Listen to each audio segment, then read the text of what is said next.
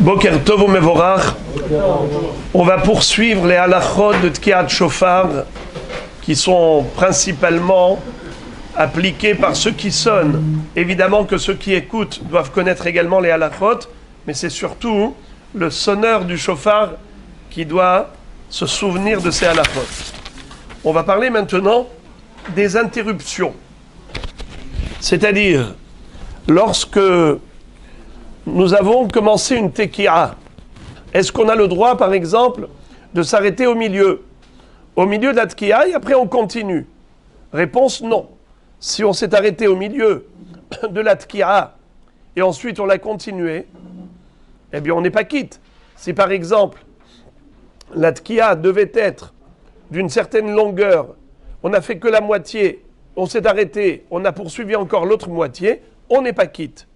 Pareillement, au milieu des shvarim, on a commencé un shever, et après, on respire, et on continue encore deux shvarim, ou bien on s'est arrêté le temps d'une respiration, eh bien on n'est pas quitte.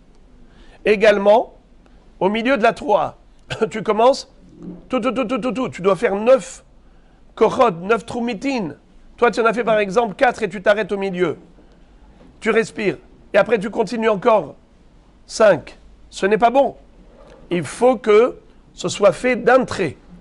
La tki'a ou les shvarim ou la troua, ça doit être d'un trait, sans aucune interruption au milieu. Les shvarim, évidemment, c'est par excellence, c'est interrompu, mais on ne va pas respirer. Tout. Bien sûr qu'on marque un arrêt, mais pas une interruption, le temps de respirer. Alors, quel est le din maintenant au niveau des interruptions entre la teki'a et shvarim, entre la teki'a et troua? Est-ce que à ce moment-là, on peut s'arrêter ou il faut s'arrêter?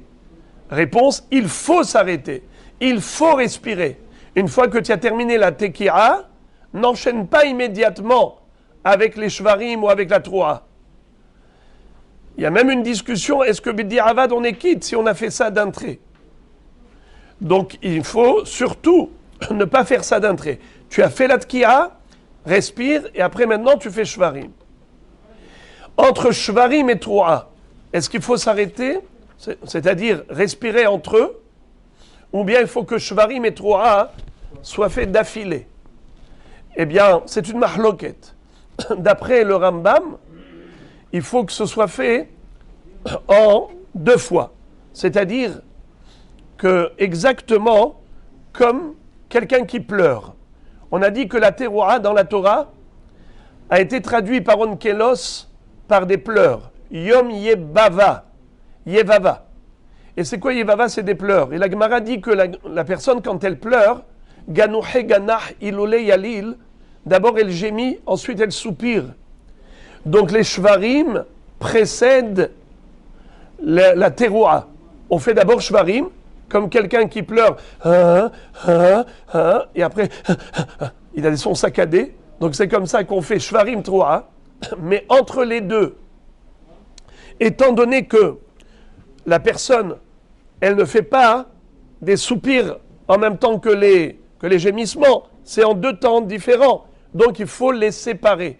Ça, c'est ce que pense Rambam. B'di'avad, même lui est d'accord que s'il a fait d'un trait, c'est kasher. Maintenant, d'après le Roche, et d'autres, le Ramban également, Ramban avec Nun, pas Rambam avec Mem, eh bien, eux pensent que ça doit se faire d'un trait. Pourquoi? Étant donné que shvarim et troua, c'est la traduction du mot troua de la Torah. La Torah nous a dit Yom teroua yelachem. C'est un jour de troua. Et les chachamim avaient un safek. Ça veut dire quoi troua? Est-ce que ça veut dire ce qu'on appelle nous troua ou ce qu'on appelle nous shvarim ou les deux à la fois? Shvarim et troua. Alors si la traduction du mot teroua, c'est ce qu'on appelle nous shvarim et troua, donc ça doit se faire d'un trait. Car dans la Torah, ça s'appelle troua, c'est une seule chose, c'est un seul élément, c'est pas 2 éléments. Donc justement, il ne faut pas respirer entre shvarim et troua. on doit faire shvarim et troa d'un trait. Alors, qu'est-ce qu'on fait maintenant? Le Shulchan Aruch dit que Yere Shamaim Yotze Yede Shnehem. Quelqu'un qui est Yere Shamaim, eh bien, il essaye d'accomplir la mitzvah selon les deux opinions, tel que le pense Rambam, en deux Neshimot, ou tel que le pense le Rosh, Beneshima Ahat, Shvarim et Troa. Alors, comment on fait? Dans les Tkirot des Meyoshev, c'est-à-dire les Tkirot qu'on fait assis avant Moussaf, à ce moment-là, on fera Beneshima Ahat. Et dans les Tkirot des Me'umad, les Tkirot qu'on fait quand on est debout pendant Moussaf, on fera Bishte Neshimot. C'est comme ça qu'on va s'acquitter selon toutes les opinions. Maintenant, je rappelle ce qu'on avait dit, que le Rav Ovadia Yosef Zatzal disait que celui qui est à la maison, il est en bidoud, et il ne va pas faire Tkirot Shofar, il ne doit pas faire Tkirot Shofar pendant la Hamida. Il fait Tkirot Shofar que Meyushav. Les 30 sons, les 30 kolotes qu'on fait avant Moussaf. Il ne fait pas pendant Moussaf. Alors celui-là, comment il va faire? Alors soit qu'il fasse après Moussaf, encore 30 kolotes, et à ce moment-là, il va faire Shvarim et Troa, Bishte Neshimot, soit que il fait depuis le début Benshima Ahat, mais comme on a dit, que même le Rambam qui dit que c'est Bishte Neshimot, il est d'accord que Bedi Avad on quitte Beneshima Ahat. Alors il vaut mieux faire Beneshima Ahat que tu es Yotze d'après tout le monde, plutôt que de faire Bishte Neshimot et tu n'es pas Yotze d'après le Rosh et le Ramban. Donc ce qui fait que, voilà, on a compris maintenant le din des interruptions.